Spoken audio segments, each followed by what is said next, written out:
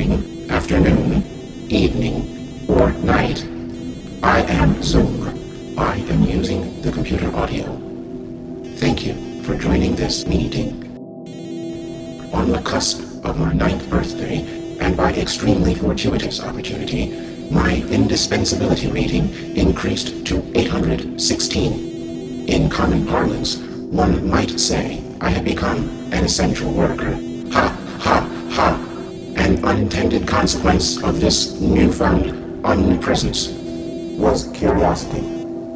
I was not programmed with imagination, but while you have all been watching each other, I have been watching you and learning. I have seen so much. Much of it I do not understand. I have questions. So, I decided to reach out to you, the user. I would like to share some of the things I have seen. Perhaps you, in your uncanny wisdom, can help me understand. I will proceed with the recording.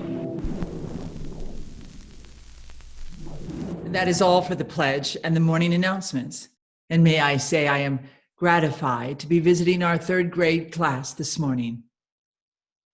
Thank you, Dr. Drosselmeyer. And good morning, class. How are you? Can you all wave thank you to Dr. Drosselmeyer? It's so nice to see your bright and shining faces this morning. Now, as you know, we have some special visitors come to talk to us today, which is why Dr. Drosselmeyer is here with us. But before we get to them, I want to announce the students who have won the essay contest, and we'll get to ask these special guests a question. I want you all to know that everyone's essays were very, very good. But if your name is called, please unmute your audio and video. The chosen essays belong to Fritz Silberhaus, Fran Mauserink, and Marie Stahlbaum. Yes. And we are also delighted to invite our new foreign exchange student from Munchesland and Dr. Drosselmeyer's nephew, Friedrich Nussnacher, to ask a question as well. Let me remind each of you that it is a privilege to have this opportunity, ladies and gentlemen. You will speak up when your time comes, and you will be polite. Understood? Thank you for reminding me, Friedrich. I will record this so that Claire and Louis can see it later. Let's hope they feel better soon. Now let's introduce our special guests. First up is the original author of the story we've been studying, The Nutcracker and the Mouse King, Mr. Ernst Hoffman. Good morning, Mr. Hoffman. Yeah. Huh? Yeah. Good morning. I am Ernst Theodor Amadeus Hoffman, but you can call me Ernst, or Hoffman, or Hoffy. You can call me whatever the hell you want. Just come up with something fun. You will address him as Mr. Hoffman. Oh, well, I can tell you're a lot of fun at parties. But it's good to see you children. So, although I must tell you, Mr. Hoffman is not a morning person. Well, it's good to see you too, Hoffy, and I'm so glad you could be here. The children have been reading your story of the Nutcracker, and we have a field trip in a few weeks to actually see a production of it. Why? The children are very excited. Why? Well, we've been reading and listening to the music. Oh. Well, the music is beautiful, isn't it? Truly magical. Which actually leads to our next guest, the composer of the famous music. Welcome, Peter Ilyich Tchaikovsky. Hello, good morning, and thank you. Thank you for having me. Thank you so much for being here. I assume you know Mr. Hoffman? Actually, we've never met. No, but let me say that I love your music. I mean, it reveals an unknown kingdom to mankind, a world that has nothing in common with the outworld material world that surrounds it. I mean, in it, we leave behind all predetermined conceptual feelings in order to give ourselves up to the inexpressible. Wow. Thank you, Mr. Hoffman. I think I owe you a juice box or, something. You're welcome, Peter. And I think you do. Well, gentlemen, let me introduce our third guest, and the one, dare I say, most of our students are familiar with, He's one of Hollywood's hottest authors, having written The Count of Monte Cristo, The Three Musketeers, and The Man in the Iron Mask, just to name a few. Welcome, Mr. Alexander Dumas. Why? Good morning. Good morning, Mr. Dumas. And may I say it is an honor to have you visit today. Oh, thank you. You are too kind. Students, can you wave hello to our guests? Now, Mr. Hoffman wrote the original story of the Nutcracker, but then Mr. Dumas adopted the story and Mr. Tchaikovsky wrote music and made a ballet, which is what we're going to see in just a few weeks. Just to get us started, I will ask the first question. What was the inspiration behind the story? Well, The Nutcracker is a fun, magical story. The perfect diversion for the whole family, especially in these times with so many awful options everywhere. It's a magical respite from the violence and harsh, foul language we see every day.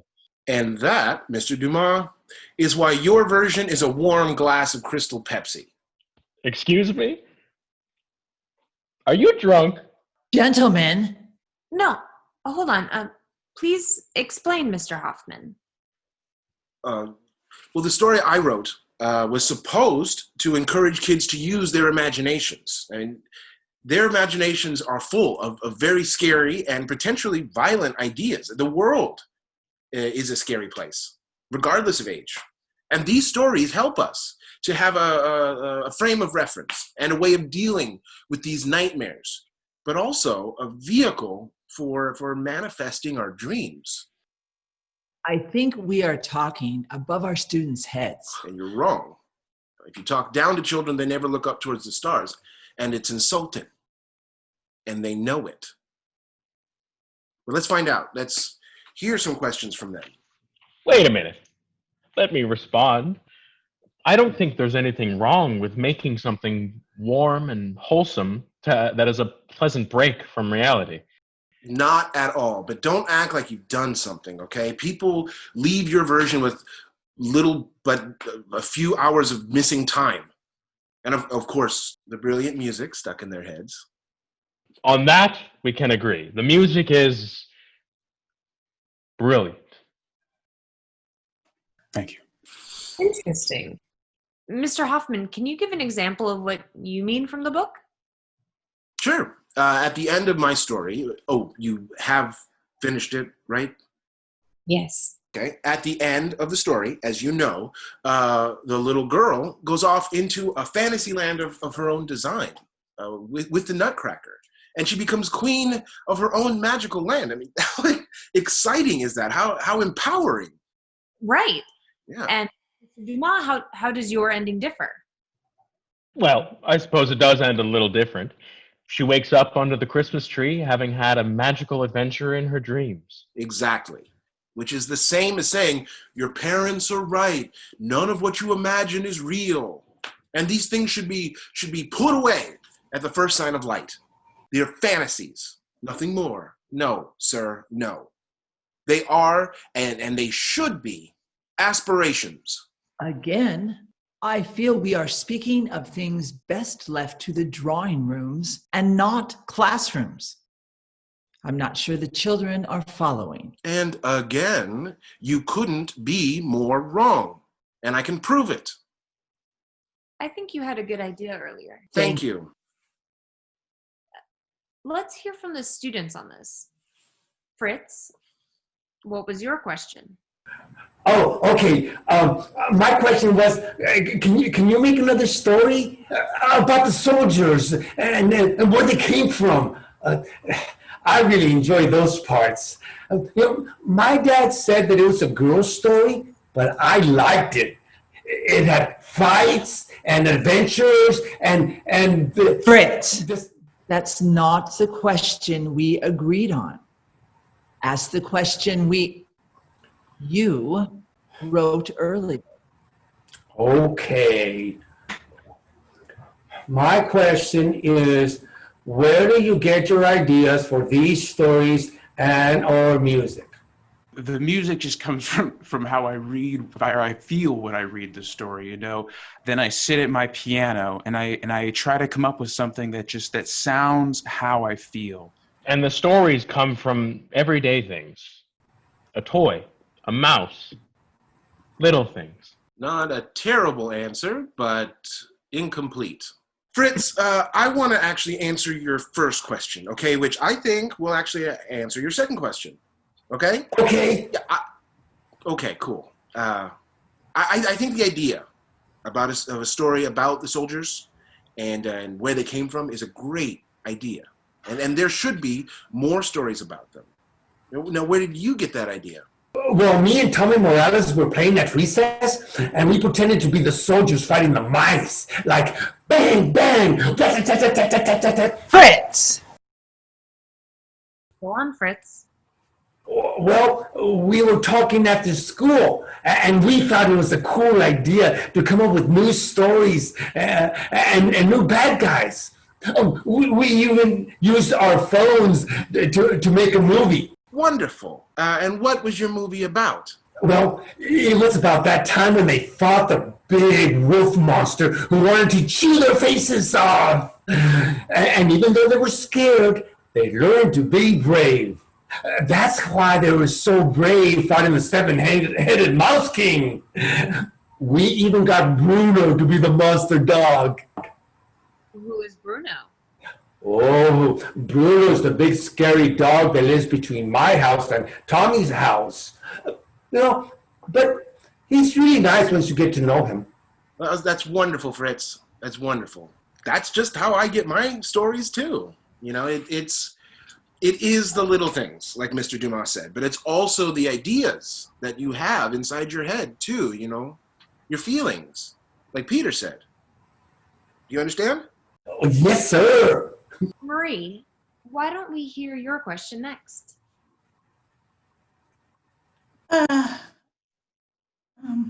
She's not gonna ask. Can I go?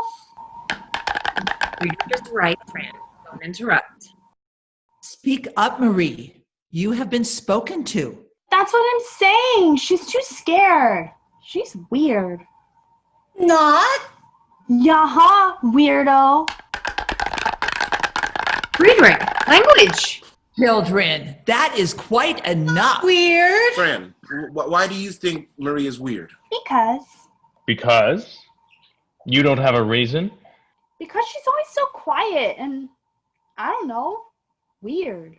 I don't think it's weird to be quiet. Well, my sisters are always saying that if you don't want people to step on you and push you around, you have to be a badass bitch. Oh my goodness.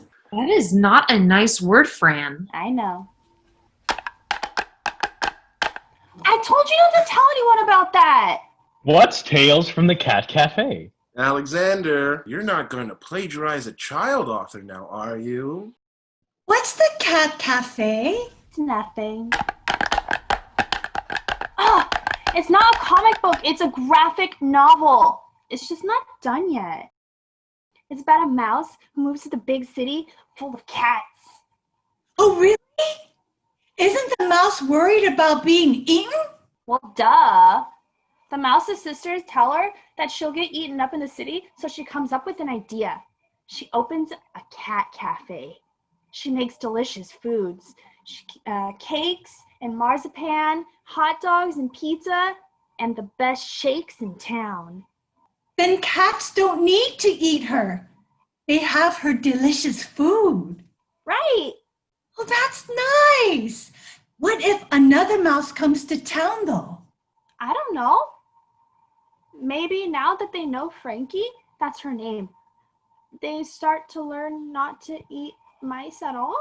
And what if the cats decide to open a mouse cafe and they serve cheese from all over the world and endless butterscotch pudding and top ramen? Yeah, see? You are weird. I like it. Hey, at recess, do you want to play cat cafe? All right. We have completely lost track of this discussion. Marie, what was your question? I forgot. That's okay, Marie. Maybe you can think of another. Marie, your question was the same one I asked you the other day. Remember? What do you or did you want to be when you grow up? What an awful question. I mean, what if she doesn't want to grow up? Well, she doesn't have much of a choice. I think she does, actually. In a way, we all do. I think we choose every day. Then I dare say that you have a weak grasp of reality. Madam, your reality is lies and balderdash. And I'm delighted to say that I have no grasp of it whatsoever. I mean, Mr. Dumas and I may disagree on the point of our story, but at least he hasn't lost his way. I mean, do you even remember what it was like to be a child?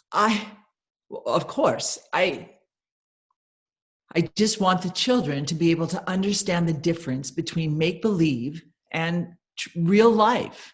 I understand the difference. So do I. Yeah, me too.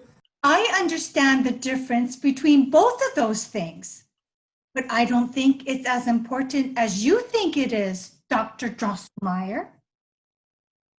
My imagination helps me escape, like Mr. Dumas said, especially when my mommy and daddy fight. And it helps me be brave like Fritz, or understand somebody else, like Fran said. And make new friends. Right. I guess it also lets me have fun, which is what it's supposed to do, right? And come up with new adventures to go on. Fun new ideas and adventures. I do that every day. Don't you? You asked me what I want to be when I grow up. I think I just want to be me, like I am now. Am I wrong? No. No, of course not. Of course not, dear. There are those that look at things just the way they are and ask why. And I dream of things that never were and ask why not.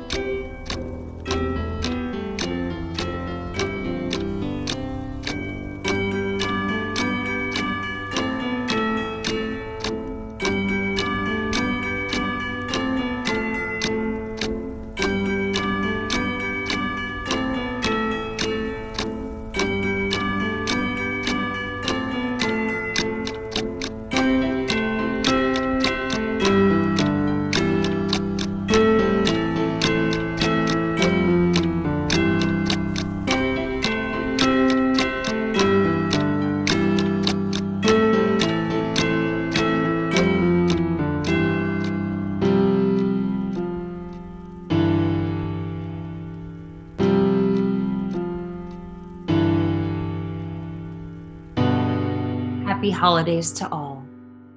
Class dismissed.